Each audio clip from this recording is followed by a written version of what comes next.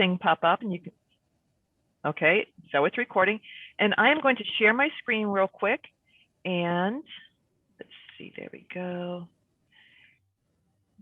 Come on, from beginning. There we go. So I just want to say thank you to DuPage County Stormwater Management, who is sponsoring today's webinar on living architecture, green roofs, living walls, and more.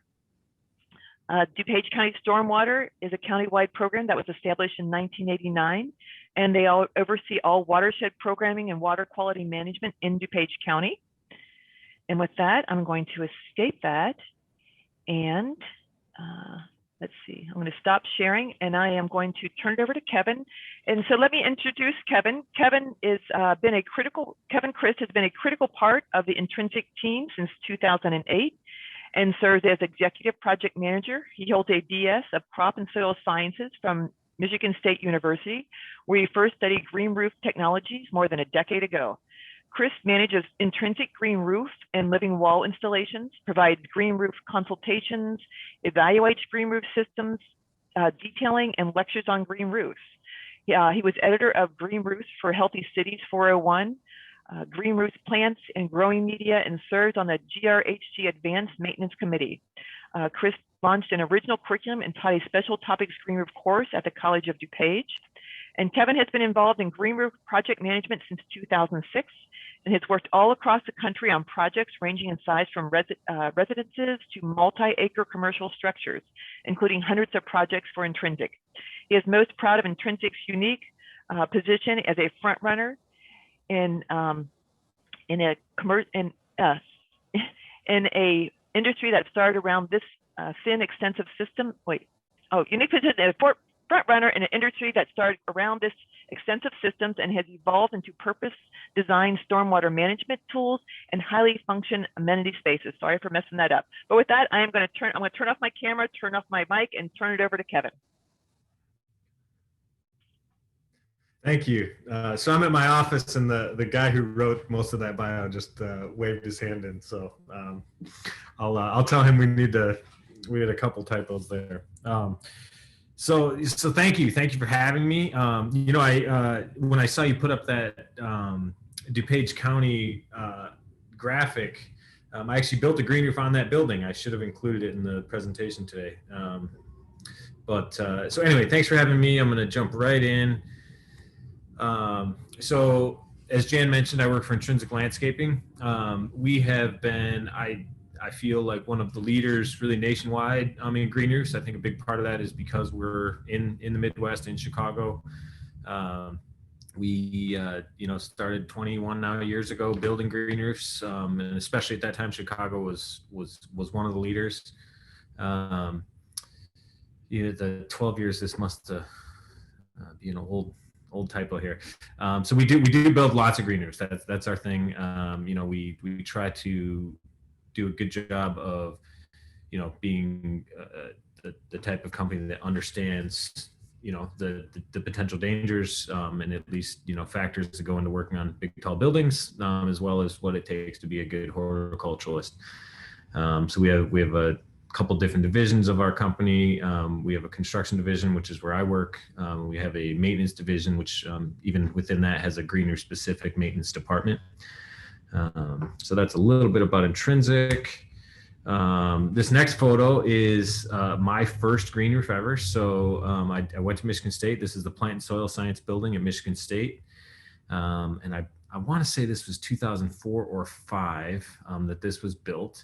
And so what you've got here is just a portion of this roof was built up with a green roof, and the rest remained ballasted EPDM roof, stone ballast roof, which I'll talk about a little bit later. It enabled some studies to come out of that. So, real quick, what I want to do is just give a quick intro to green roofs specifically. That's where most of this work, especially at my company, has happened. Talk a little bit about living walls and some of the, kind of the changes that we've seen in the industry in the last 20 years. And then kind of what do we see coming up next. So I am going to try to hustle through this stuff so that we've got plenty of time for questions at the end. So here we go. So when I talk about green roofs, I'm primarily talking about, modern green roofs built up over structures, kind of to the point where it wasn't just a super one-off custom, type of deal, the Rockefeller Plaza way back when, those terrace gardens and things like that have been around for a long time. But, more there are components that are built, to lay over your roof. They're purpose built for that. Engineered growing medias that are meant to support green roofs. Kind of that's what I mean with a modern green roof. So, nobody cares what any of these plants look like if your building is getting wet inside. So the first critical step is that that your building is protected, that it's waterproof, your plaza deck is protected, that it's waterproofed. A couple things that are a little different, if a shingle on your house, it would not be suitable under a green roof. The whole point is to hold on to water. If those were to stay constantly moist, they would absolutely leak. So there are different products that are really meant more as a complete waterproofing material that keeps the building dry. Couple quick terms that you'll hear me throwing around: extensive, semi-intensive, intensive. If you see another presentation on green roofs, you might see slightly different numbers on these, and that's totally fine. It doesn't hurt my feelings. What you'll always see, though, is that the thinner roofs are extensive and the deeper roofs are intensive. These are just kind of moved over from the German terminology that we all started using. One way to think of this is, when you do the maintenance, it's a more intense project on these intense roofs. So if you've got shrubs and trees and, all these types of items to take care of, it's a little different than just kind of a loose ground cover sedum roof. So quick there. This is just a simple blow up of, what we're talking more about with these modern green roofs and different technologies. So there's a pretty wide array of vegetation, especially depending on how much soil and root space you have, if you're irrigating, if you're doing things like that. But you will always have an engineered growing media. This is not dirt. This is not something that you dig up off the ground and hope for the best. There's a couple things here. One, it's traditionally pretty difficult to bring say a rototiller up under a roof to cultivate. It's oftentimes, so that'd be dangerous. You also, you want to know exactly what this stuff will weigh when it's dry, when it's wet. You want to know what it'll weigh so that you can feed that information to a structural engineer and you can know that your building can take the weight. So it's an engineered growing media. It's not soil. Different elements there. Basically, a filter fabric to keep all of this debris out of the drainage profile, which they're kind of depicting a loose, lightweight gravel aggregate.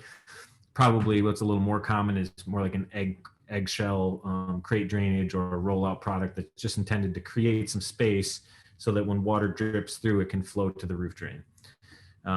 Root barrier is usually a plastic sheet. Sometimes there are some chemical root barriers, or there are even some membranes that are root resistant on their own.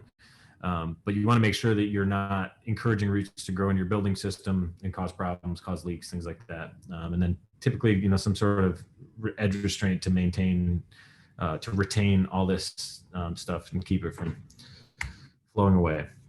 So why would you want a green roof? The biggest item from my perspective is stormwater management. So we showed that project a little earlier. I'm sorry. I'm getting ahead of myself here. So stormwater management, which I will dig into a little bit deeper. Energy savings. So I think that this is probably a bigger benefit in warmer climates than Chicago, for a couple of reasons. One, the way a green roof makes your building more energy efficient is, if you spill rubbing alcohol on your hand, when that evaporates away, your hand feels cold. So that's an active cooling of the structure or an active cooling of your hand. A lot of time, so that's a summer benefit. That's cooling off the ambient temperature. We also tend to require a lot of insulation, which would be in between the green roof surface and your conditioned space in the building. But still a factor. Membrane longevity. So those roofing membranes that we showed earlier, aside from green roofs, there's already a whole industry built around protecting those, i.e. putting insulation and stone ballasts or pavers or green roofs or anything over the top, so that you don't have the sun exposure, so you don't have that heat fluctuation every day. So it can help if you build it and detail it properly, it can help a green roof can help that roof membrane last much longer. And then, just how do you want to use your building? Additional green space. There's all sorts of studies that show people heal better in hospitals if they're exposed to Mother Nature. But Mother Nature can be kind of its own challenge at a place like a hospital. So you'll see like healing gardens, back in some protected spaces from time to time. And the list goes on. But I do want to focus in a little bit more on stormwater. So this is a very, very simplistic image of a combined sewer system, which is the case in Chicago. And so what you're seeing is here on a sunny day, you've basically got sewage coming out of the building and into a system that's got plenty of capacity to hold it and process it. But when it rains, you've got rain falling on your roof, flowing right through, hitting a gutter, flowing right into the combined system. You've got rain hitting all of your impermeable surfaces, roads, parking lots, everything else, and going right into the gutters. And that's a bunch more volume.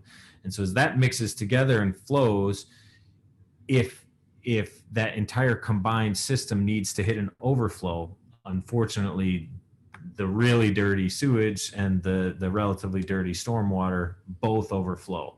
And so in places like Chicago, that's a big problem. And so the way to address it is to reduce the stormwater flow into the system. And there's lots of ways to do that.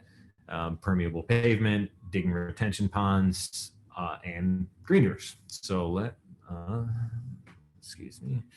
So this is the slide I was referencing earlier. So that project at my first green roof at Michigan State. So there, in this vegetated area, there's a roof drain here. And in the traditional ballasted area, there's another roof drain here. And there were flow sensors attached to each of those. And so this is the really quick graph showing what happens when you hit a rainfall event. So at 6 right here is when the rain really hit hard. And what you're looking at is blue is the water flowing through that stone roof, and red is the water flowing through the green roof. And what you see are two things. The peak flow is way, way, way higher on the stone roof, which is really that, these combined systems don't, typically overflow forever. It's right when that rain hits and it's all hitting all these pipes all at once. That's when you get an overflow. And then as the system recovers, it stops. So you see two things. One, that peak is much higher, and two, it trickles off slower. So as this green roof takes on water, one, it just holds on to a substantial amount of it to reduce your peak flow, but it also lets it out slower. So it gives these systems a chance to recover. But of course, we're always looking to improve upon that. We're looking to continue to develop these urban areas. We're looking to reduce the strain on these very old stormwater systems. And so there are some other, basic, what I should mention. So that previous project we showed you the graph of, this is a very thin 2-inch system that does a pretty good job of managing stormwater. In rainier areas or in super heavy rain events, that you're going to see diminishing returns on something like that. So there are a few different options that you're seeing in the industry to help retain more stormwater. This is a company called Purple Roof, so it's kind of a mix of a blue and a green, kind of cute. But they basically add a water retention layer. Oh, I meant to say this. So the difference in stormwater, retention and detention. So the way I think of it is a dry pond with an R is retention and a wet pond is detention. So think of a bioswale, rain garden that is traditionally dry, but it's built so that it can fill up with water, take water, and then it'll drain down. That's a dry pond, that's retention. Detention would be, a wet pond that's always there and the water level may change, but it's always holding some amount of water completely out of the stormwater system. And any green roof with growing media will have some level of retention. And what these systems aim to do is to increase that retention, and then even to bring it to the level of detention, where we're always holding on to some level of stormwater and keeping it out of the system. You also see what are called blue roofs. And so the way these traditionally work is you just build a void space underneath what would be a traditional green roof assembly. And then you have a flow controlled roof drain, which maintains a higher level of water on the roof. And a lot of times this is just sitting in a void space below the green roof. So that can, one, it can help your stormwater system. It can also potentially be a reservoir to reuse gray water around your site. And when the alternative is, digging a big hole, burying a big tank underground, it's not as crazy as it sounds to try to think about managing some of that water directly on the roof. So that's kind of a look ahead of where those are going. I want to fly through some photos. So, as we mentioned, Intrinsic specifically, but really I think the industry as a whole really benefited from Chicago pushing so hard for green roofs to really be in a lot of their projects, and they put their money where their mouth is. City Hall, a few big projects at Millennium Park. The city did a good job of including green roofs on the fire stations, police stations, CPS projects, even CPS re-roofs. They do a good job of making sure that these projects are getting built and out in the world. So Millennium Park is a green roof. There's a parking garage underneath it. This is a waterproof plaza deck. It doesn't look like a traditional green roof, but in every way it absolutely is. Lurie Gardens, part of that. It doesn't feel like a roof when you're walking out on it, but it's built the same way, just a bit bigger than all these other roofs. This one is up here. This was Intrinsic's first roof. This is the old Pepsi headquarters downtown. You can see presidential towers in the background. So a couple other things to note. They do have other quote unquote green roof technologies up here. We talked about those benefits compounding. So solar panels tend to be a bit more efficient if they're over a green roof where the ambient air is a bit cooler, and therefore they, absorb more energy and heat up more. If you had permeable pavement on the ground, between the green roof and the ground, they would be working together to potentially keep every raindrop that fell on your property out of the stormwater pipe. Cool old project there. Soldier Field, same deal. Parking garage underneath. You can, I think I've got a better, so, really working these seamlessly into the built environment can really be beautiful. We talked a little bit about some of these healing gardens. So, this is a healing garden at Lutheran General I was going to say Des Plaines. I'm blanking on the name of the city, but a healing garden that's accessible, within the hospital grounds that can give the patients a place to in a controlled environment see some of Mother Nature. So a lot of cool flowering perennials up on this one. This is one of my favorites. So this is a new addition to Rush when they built that Cloverleaf addition maybe 10-ish years ago. This is basically the structure that connects the old building to the new. And they have three kind of holes on the top, two of which are skylights to let natural air in, and one is open on top. And it goes all the way down 4 stories, and there's actually a terrarium inside the building. So this is actually a photo of when we built this, and we had to hoist, all the way up and over the hospital, these trees and everything to get them in. Everyone thinks that this tree is going down the hole. That isn't how we did it. That wouldn't be a safe way to do it. That we left a panel out here and brought those trees in from the ground. But for the big trees up top, we did have to hoist them up and over. But kind of a cool use of dressing up your front door, your amenity space, and also giving, this is a completely enclosed courtyard that patients can get to safely. Another one of my favorites, this is right by our office. This is the Tyner Center in Glenview. And so this part that you were looking at here is a green roof, and it is built with, so this is when they turned the Glen development, if there's local people here, when they turned the old naval landing strips into a development, this was some of that leftover area that was returned back to a native prairie. And so this is an information center, just kind of explaining what you're looking at, what's going on in the native prairie. But it's a cool roof for a few reasons. So it's about 2/3 green and 1/3 solar, and it's actually able to generate electricity. The green roof makes it relatively efficient as far as managing temperature and heat and all that. And then the 1/3 solar is able to generate more than enough for what they need on the inside. It also utilized a lot of ultra local plants. So we actually went out and were harvesting seed from the prairie, using that to create plugs and putting them right back on the roof. So it's a nice full circle story to just really keep these hyper local plants both on the ground and up on the roof. Okay, another favorite. This is an old one. So Gary Comer Youth Center. So this is down in a rough neighborhood on the south side.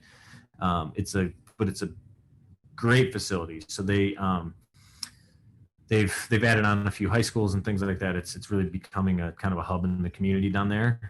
But they really do a good job of farming their roof and doing it with kids, and I think giving kids some really relatable skills that they can take with them. So they have a few different tracks. They have people who look at it from the horticultural aspect of farming. They have kids who will work on taking that produce and selling it to different people. They have edible flowers that go to kind of some high-end bars and things like that downtown, local markets and things like that. And then they also have a culinary angle where people learn to take the produce and cook it. But it really just great program where, I'm always amazed at how well they get engagement out of the kids and use the space. So a couple kind of money shots there, and obviously there you're seeing plenty of perennials here. So there's perennial areas and farming areas that are intermixed.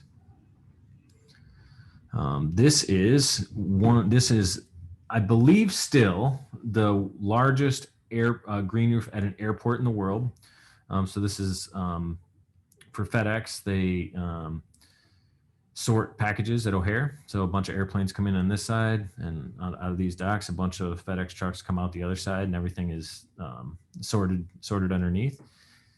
So this is about 165,000 square feet, and it was a process to build. So they, the active airstrip is not too far away from the outside of this picture. So obviously they're very worried about anything being able to blow away, to get caught in a jet engine. So lots of challenges there. I've got a few more photos of this. So there it is in bloom. And if you just look at how small these cars are, this is really a massive, massive roof. There's a nice shot of it in flower. So, a lot of these green roofs in our market, started, kind of the way they build them in Germany, these low thin systems primarily. A lot of it was pushed by the city. And to be completely honest, there were probably a few projects, more than a few projects, that wouldn't have on their own had green roofs, but the city, through, either a permitting process or just straight requirements, encouraged different owners to include green roofs. But it's really now more becoming kind of a amenity space sales tool for these buildings. So seating area, planters, up on a roof deck. That's a big item you see. This is a private residence over on the west side. This is at Norwetta Row, which is a 3 separate building, huge condo and apartment development in Lincoln Park. They've got 3 different plaza decks. They've got green roofs on the upper levels. Really, there's nothing but green space on this huge, kind of block by block development. But they're they're able to still use these underground spaces for parking and things like that. So they're getting a lot out of these buildings, and this is a beautiful project. So we're obviously at this point we're getting way beyond just the stormwater led small green roof as a kind of an environmental tool, and you've got some really beautiful design elements, custom built pergolas and things like that. So this is one of my favorites. Or food production, or this, kind of these small spaces where you can, take advantage of little small spaces. Here's another, this is Tyson Foods on the west side. An area for them to, this is, they actually had two relatively large flat roofs on their building that just kind of went unused. And along with a kind of redesign of the entire interior of the building, they created this outdoor space. So there's an outdoor kitchen, there's plenty of seating area. It's just kind of a nice recreational space for them to use for this big office building. Wanted to touch on a couple living walls as well. So this is a private residence. This is Intrinsic's first living wall.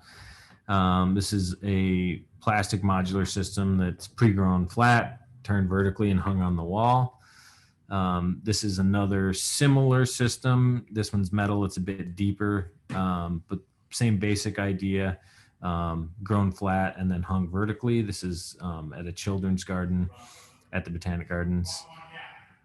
And the third one I'm showing here is a slightly different style. So this one is interior, and it's built hydroponically. So there's basically, reservoirs on the bottom here, and water is recirculated. And these plants are all bare rooted and then grown hydroponically through this media. And the reason I did these first three first is that there have been some living wall failures in this market. And I think it's something that we're looking to address.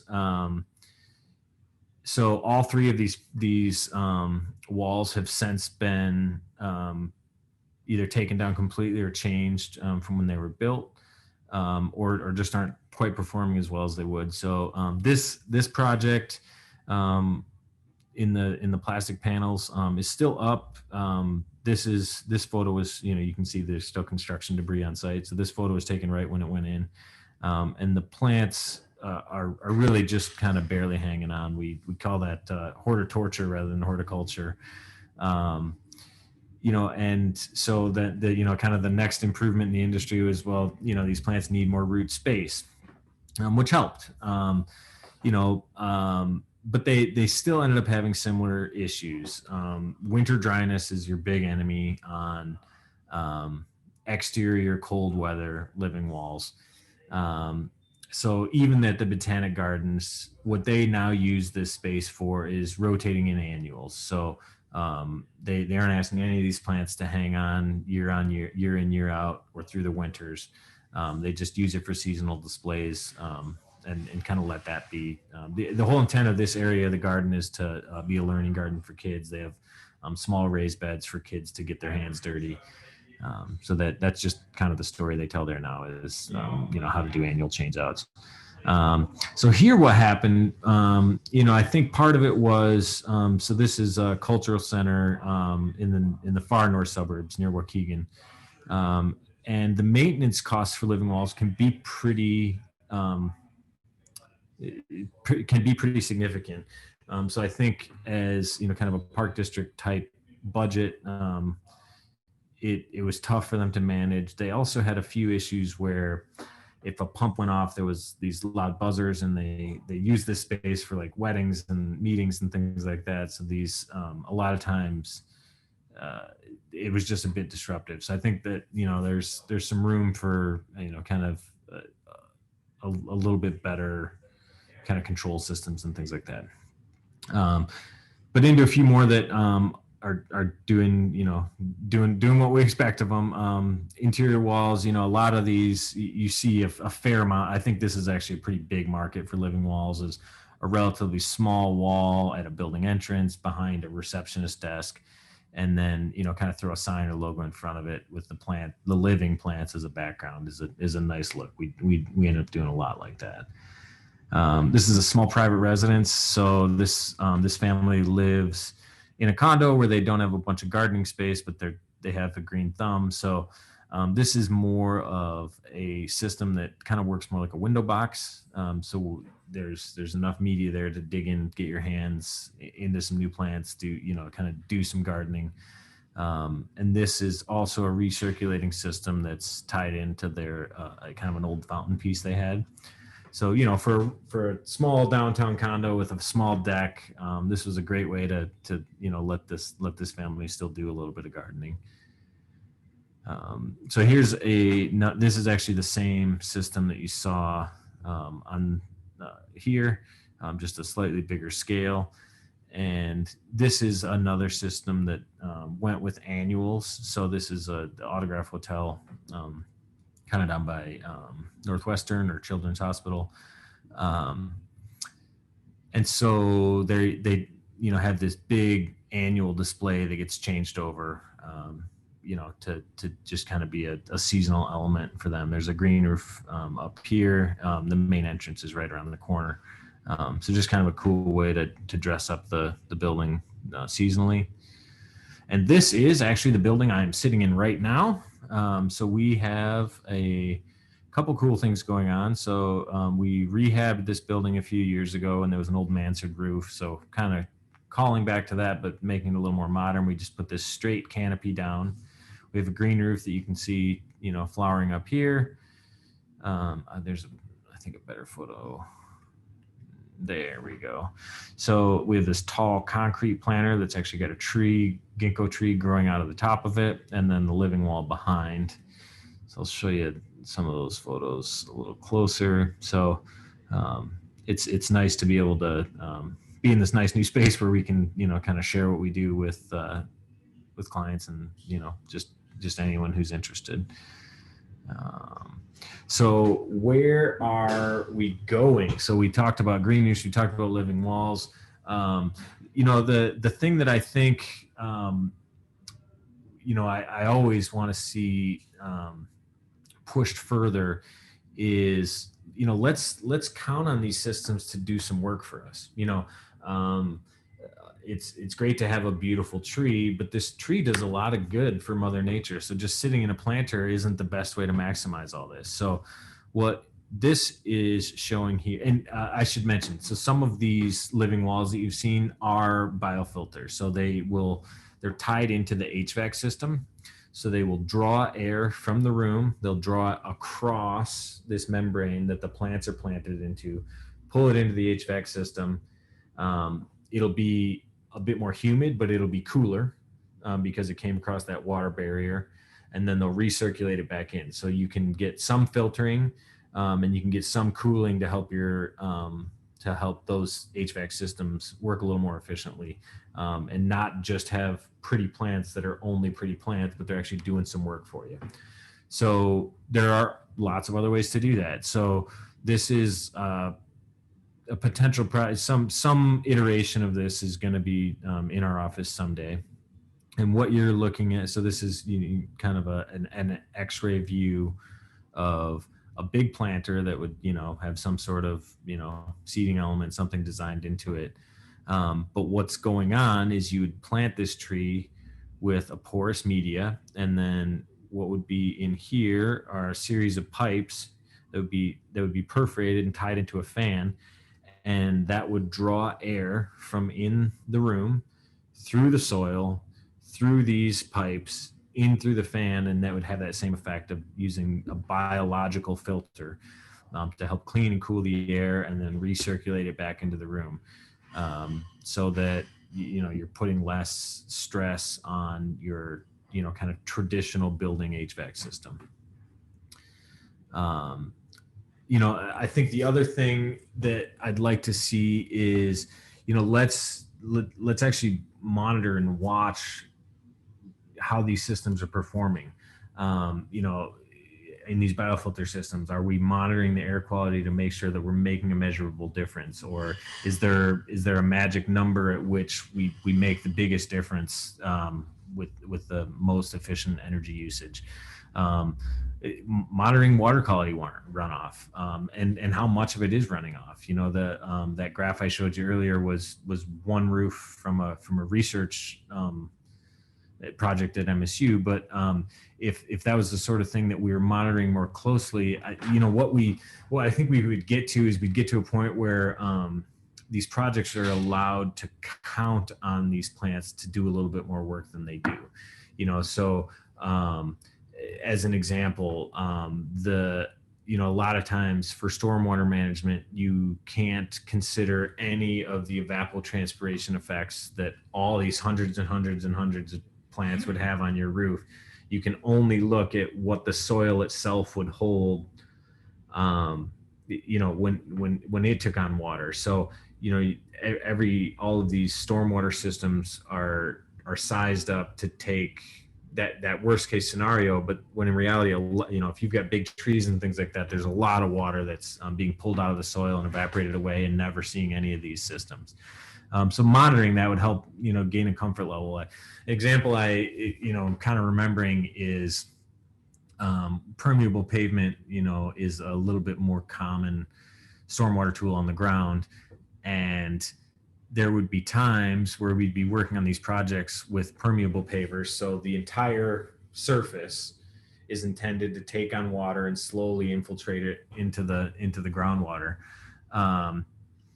As opposed to a traditional asphalt lot that would be rained on and all the water would rush into a storm drain from there. You'd see, even on a permeable lot, the entire stormwater system would be designed as if it was the exact same as asphalt. So you'd have all of this site infrastructure in place, when in reality the only raindrops that ever hit it were the ones that swished in right into the manhole cover, because everything else was infiltrating outside. And so it just does a few things. It can be wasteful to build in things that you don't need. It can also just make some of these quote unquote green elements be artificially more expensive, because you have to account for managing the stormwater two different ways. So I think gathering data and having information on that would help kind of close a few of those gaps. And tying things in with other MEPs. If we do XYZ with our green roof, does that have any effect on the heating system below? And with just exponential growth of technology, we're seeing the real capability to actually be able to do some of that stuff and monitor it and have these systems respond to each other rather than just acting so completely independently. And then really, even on top of that, designing each system to perform the entire duty all on its own. That's kind of where I see us going. So I tried to rush through that, so we had a few minutes for questions. Let me see. Oh, there she is. You're good. So there's some questions, and I'll read them to you, Kevin. The first one was from Elena, and it says, we have an addition to the house that would be perfect for a green roof, but unfortunately it seems like the structure will not support the roof. Do we have any options to make it happen anyway? Well, there's always a way. You did the exact right thing in checking your structure. I mean, there's I think a few factors to consider. What do you expect to use the roof for? If it's a thin level extensive system, you could count on that weighing 30 to 40 pounds per square foot. If you're going deeper, you can kind of do the math from there, or ideally enlist a knowledgeable expert to help make that decision. But 100%, structure and waterproofing are critical elements before any sort of green roofing can actually happen. If you're causing damage to your structure, or if you're leaking, pretty plants do not matter. We have absolutely built some small residential projects where it's as simple as just sistering up a few joints to increase the holding capacity and be able to hold a green roof. So there are things that can be done, but yes, you're on the right track. Know that answer and kind of know what you're looking for as far as a finished plant product, because that'll dictate how much capacity you need.